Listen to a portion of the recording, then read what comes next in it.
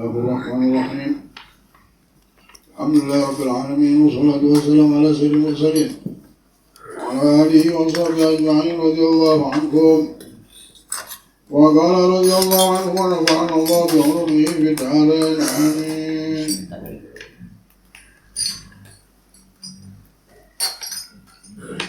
Dalam hadisnya yang lain, baginda Nabi Muhammad SAW bersabda, al-jahilus sakhi ahabbu ilallah minal alimil bakhil, yang artinya orang bodoh yang dermawan lebih dicintai oleh Allah daripada orang alim yang kikir. Dengan demikian engkau telah mengetahui betapa buruknya dan tercelanya pelit dan kikir. Sampai kedudukan ulama yang tinggi yang di sisi Allah itu jatuh kalau sudah punya penyakit pelit atau pelit dan kikir.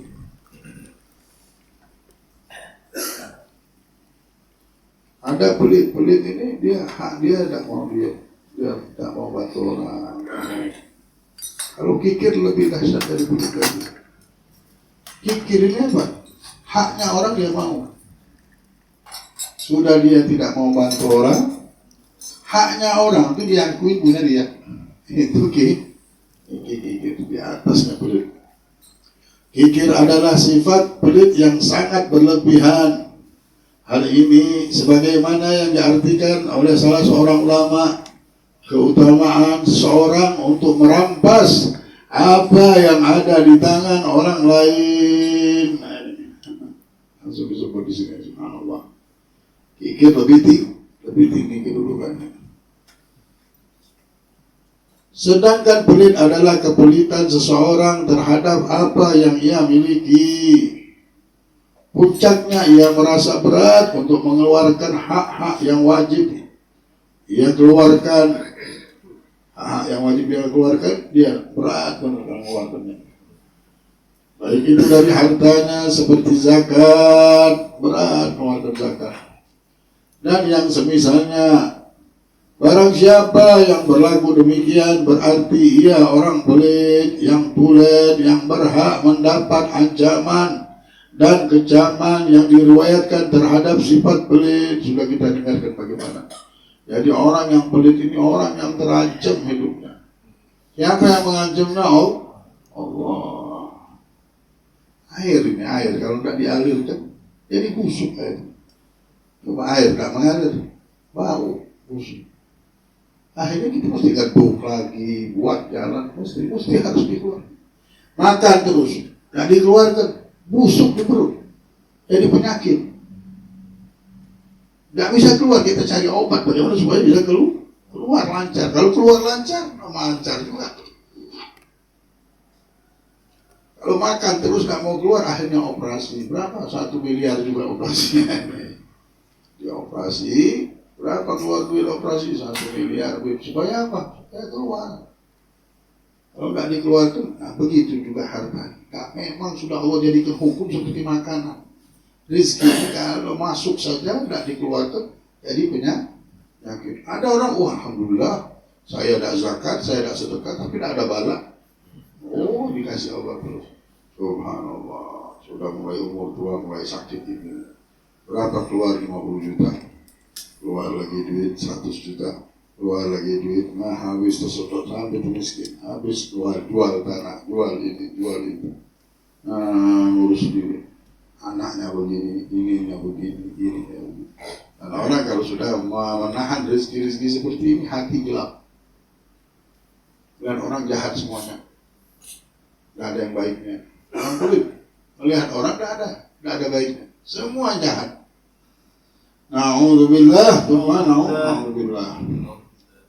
Jadi penyakit pelit dan kikir ini adalah satu penyakit yang membuat kita celaka. Jangan mau jadi orang celaka. Buat apa kita menjalankan hidup kita di jalan orang-orang yang celaka? Ia adalah orang yang pelit. Adapun orang yang pelit mendermakan hartanya untuk kebaikan dan hal-hal lain yang mendekatkan dirinya kepada Allah Subhanahu wa Ta'ala, sedangkan ia termasuk orang yang mampu, maka perihal orang ini masih lebih rendah ketimbangan yang sebelumnya. Akan tetapi ia juga disebut orang pelit karena ia lebih mencintai hartanya, ingin menahannya dan tidak ingin mengeluarkannya untuk hal-hal yang lebih bermanfaat baginya di hadapan Allah, seperti kedudukan yang tinggi dan pahala yang kekal di akhirat. Selama seseorang lebih menahan hartanya daripada mengeluarkannya untuk hal-hal yang diridhai oleh Allah Subhanahu wa Ta'ala, berarti ia tidak terlepas dari sedikit kepelitan. Dan seseorang tidak akan menjadi dermawan yang pemurah sehingga ia lebih mementingkan mengeluarkan hartanya untuk hal-hal yang diridhai oleh Allah Subhanahu wa Ta'ala, dan lebih ia senangi daripada menahannya. Pahamilah hal ini dan kerjakanlah.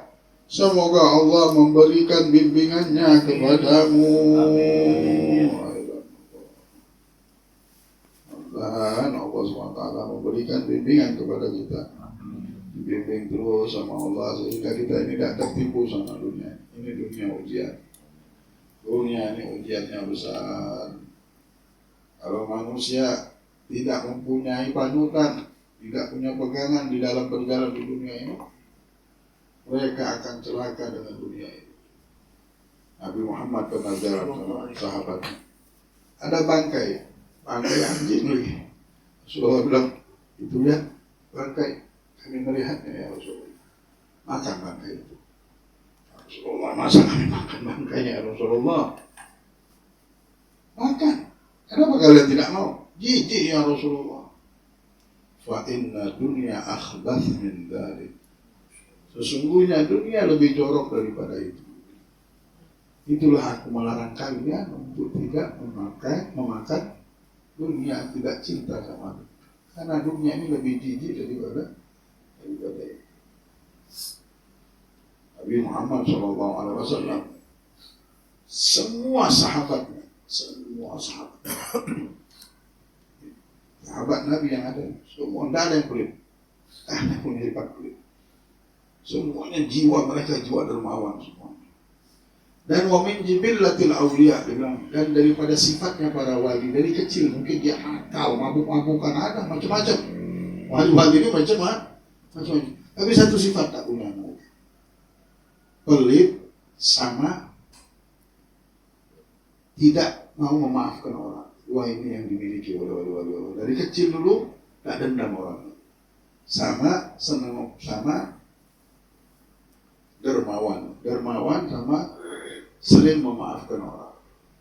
Banyak wali-wali Allah, begini, tapi pemaaf jiwa, tak pernah dendam.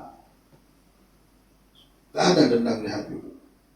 Dan yang kedua, dermawan. Dan kalau sudah ada dua ini, insya Allah akhir hidup anak ini biasanya bagus. Dermawan, sering menolong orang, sama tidak dendam. Tak usahkan manusia, Allah aja senang. Bagaimana kalau Allah senang, kita punya teman pemaaf, dermawan, kira-kira senang tak kita? Ada salah dimaafinya dan sering nolong, nyaman berteman sama orang begitu. Tak ada pusing kita. Tapi kalau sudah punya teman pendendam, takut salah-salah kita ngomong, tak mau memaafkan, pelit lagi. Inna lillahi wa inna ilaihi raji'un. Jadi mari kita, bagaimana caranya kita bisa menjadi orang yang dermawan dan memberikan maaf. Jangan susah-susah memberikan maaf. Akhirnya kita susah dimaafkan sama Allah. Setiap mau tidur, amalannya Habib Ali Habsyi memaafkan semua manusia yang bersalah sama dia. Nah, ini saya minta semua hadirin bisa ngamalkan ini. Bagus benar. Itu jiwa orang yang dermawan. Paling dermawan sudah. Bisa apa setiap tidur dia bisa memaafkan. Jangan tidur, amalkan ini aja. Yang Habib minta dari kemarin itu apa amalannya? Sebelum tidur minta ketemu sama Allah dan ketemu sama Rasulullah di dunia dan di akhirat. Yang kedua, memberikan maaf. Fatihah dengan niat Allah memaafkan semua orang yang menzalimi kita, yang jahat sama kita, yang ngomongin kita. Niat Allah ampunkan dosa mereka. Kedua. Setelah itu baru apa yang kita mau daripada hajat-hajat kita. Yang penting dua ini kita amalkan. Jangan tidur kecuali sudah minta sama Allah pengen ketemu sama Allah. Ini kalau kita amalkan terus istiqomah 40 hari saja kita lihat kehidupan kita raih. Amalnya sedikit tapi Masya Allah. Nah Habib Al-Habsyi itu mau tidur ya diketuk terus sama ibunya mesti ingat. Nah kita punya anak juga gede, kita ajarkan supaya bisa maafkan orang. Kalau anak tak usah punya sifat dendam. Kenapa Nabi Muhammad tak mau marah-marah? Karena marah itu bikin dendam. Dan dendam ini penyakit. Nggak ada ini dunia memang Allah bilang sudah kita tahu. Itulah para ulama, para aulia sholihin mengembalikan segala sesuatu itu kalau ada ujian kepada Allah. Inna lillahi wa inna ilaihi raji'un. Sesungguhnya milik Allah dan kembalinya semua sama Allah. Kita disuruh benci dengan maksiat. Fulan mabuk-mabukan, benci. Benci dengan cacian, orang menghina kita. Dibilang manis taghdaba wa lam yaghdab fa huwa himar, kata Imam Syafi'i. Barang siapa diminta marah, dia tidak marah. Ini orang keledai namanya. Tak punya harga di. Ada sesuatu yang diwajibkan kita marah. Istri kita diganggu, wajib marah kita. Anak kita diganggu, wajib kita marah. Keledai kita kalau tidak marah namanya. La'natullah 'ala dayyus. Allah melaknat laki-laki yang tidak punya cemburu. Nah, hadirin. Tetapi ketika cobaan dan ujian ini datang, kita harus mempunyai kecemburuan. Marah. Orang minum-minuman keras mencaci kita, menghina kita harus marah. Tapi marahnya bukan marah orang-orang yang tidak punya ilmu. Ya, marahnya dengan batas yang dibataskan oleh agama dan Islam. Nah habisnya ketika masuk ke dalam hati di syariat wajib kita marah. Tapi ketika masuk di dalam hati sudah ada hakikat namanya ilmu hakikat. Apa ilmu hakikat? Kita kembalikan kepada Allah. Ini orang mencaci atas izin Allah. Ini orang menghina saya atas izin Allah. Pasti ada hikmahnya buat saya. Sudah bersih, tidak bisa masuk ke hati. Sudah kembali kepada Allah. Ampuninya juga kata orang-orang besar, orang-orang sholihin bilang, adalah Allah juga yang punya semuanya ini. Ya. So Rabi'atul Al-Adawiyah itu sampai ditanyakan ketika dia ditanyakan, bencikah kau sama syaitan? Tidak benci. Kenapa? Hatiku ini sudah disempurnakan dengan cinta. Kalau aku ambil tempat sedikit untuk benci, berkuranglah tempat cinta ini. Jadi tidak benci aku sama syaitan. Aku tidak sibuk sama itu, aku sibuk sama cinta sama Allah. Orang kalau sudah benar-benar dekat sama Allah, lupa sama yang lain-lain lagi. Nggak ada ngurusinnya lagi. Nah mereka tidak mau diganggu urusan mereka sama Allah yang sempurna ini sudah. Wah apa kita ngurusin syaitan? Nah, jadi kembalikan. Jadi tidak ada dendam. Itulah. Tidak ada orang mau dendam. Kenapa? Ampuninya juga sudah. Memang Allah sudah izinkan si fulan ini benci sama saya. Kita doakan mudah-mudahan tak berhidayah. Kita maafkan. Sakit tak apa. Itulah jiwa orang dermawan. Jiwa orang yang dermawan, mereka tidak mau ada dendam di hati mereka. Mereka berikan maaf. Berat memang ini menyakitkan hati saya. Ya Allah sakit benar. Allah hidup ini semuanya diatur sudah sama Allah. Tidak bisa kita. Mungkin kita berkaca juga. Dulu mungkin ada apa. Nah, yang liwat kita buang semuanya. Nah, dijadikan amalan kita benar-benar doakan. Acil saya berdoakan acilmu itu. Saudara saya Habib kandung tidak menolong saya waktu aku pergi doakan. Bismillahirrahmanirrahim. Setiap malam doakan. Tidak ada manfaat juga jadi musuh. Kalau jadi teman semuanya kan nyaman. Tahun ini mungkin tidak baik. Masa setiap hari kita doakan 1 tahun tidak baik? Jadi baik. Nah, supaya kita tidak capek mikirkannya, langsung saja setiap tidur Al-Fatihah dengan niat semua musuh-musuh dan semua yang membenci Allah merubah hati dan menjadi cinta kepada Allah. Maafkan mereka semuanya. Allah beri petunjuk dan hidayah kepada mereka. Al-Fatihah. Kita usah dipikirkan lagi urusan dunia manusia, makhluk-makhluk yang tidak ada manfaatnya. Kita pikirkan terlalu berlebihan. Dekati Allah, dekati Rasulullah, dekati Rasulullah SAW. Ini baru namanya kita punya sifat dermawan.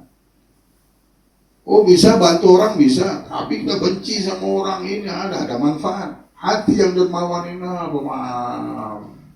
Hati orang yang dermawan ini tidak mau lepas, dia tidak mau yang pusing-pusing ini. Insya Allah orang yang begini bahkan apapun jadi. Habib Ali bin Muhammad Habsyi itu amalannya. Setiap hari ibunya ngetok itu katanya. Ibuku tidak pernah aku tidur kecuali nanyakan dulu, ya Ali jangan sampai malamnya ada yang tidur punya dosa sama engkau dari umat Nabi Muhammad. Malu aku sama Rasulullah, ada laporan Fulan bin Fulan dapat dosa karena apa? Karena membenci Ali bin Muhammad Al-Habsyi. Anakku, malu aku umat Nabi Muhammad ada tertulis dosa gara-gara engkau. Malu nanti aku di akhirat ada umat ini masuk neraka gara-gara engkau wahai Ali Habsyi. Ini sifatnya malaikat. Sifatnya syaitan apa? Dia pengen orang masuk neraka. Gara-gara dia ini orang ini masuk neraka. Ini bukan sifatnya umat Nabi Muhammad. Mau bersih. Kalau ilmunya Nabi Muhammad masuk ke diri orang langsung bersih. Baru bisa masuk ke hadirat Allah. Allah lihat masuk si fulan dekat sama Allah. Masuk si fulan orang-orang bersih yang dekat sama Allah ini. Oh dekat sama Rasulullah orang-orang bersih. Ilmunya saja kalau sudah menyentuh kita, ilmunya Nabi Muhammad ini langsung bersih. Anak kita jadi senang kalau kita punya sifat begitu. Semua yang di rumah kita senang. Jadi bersihkanlah kita. Tidak ada gunanya kalau kita hidup membawa dendam. Tidak ada gunanya kalau kita hidup pelit. Pelit memaafkan orang, pelit dengan harta, pelit segalanya. Na'udzubillah. Mari kita angkat derajat kita. Jadikan kualitas kita ini memang benar-benar kualitas umat dan Nabi Muhammad yang memang benar-benar baik, benar-benar bersih. Tidak dendam, tidak pernah memelihara sifat-sifat yang tidak baik di hati kita. Kita akan bahagia di hari yauma la yanfa'u malun wala banun. Allah bilang tidak ada manfaatnya harta dan anak kalian illa man atallah biqalbin salim, kecuali yang datang nanti di akhirat dengan hati yang selamat. Selamat dari dendam, selamat dari iri, selamat dari dengki, selamat dari pelit, selamat dari sombong, selamat dari ujub. Ini saja yang diterima sama Allah. Orang-orang bersih. Mudah-mudahan kita dibersihkan. Amin. Mudah-mudahan hidayah turun terus. Allah bimbing kita. Ya Allah pelihara kami, bersihkan kami. Jadikan cahaya ilmu Nabi Muhammad terus memberikan petunjuk kepada kami.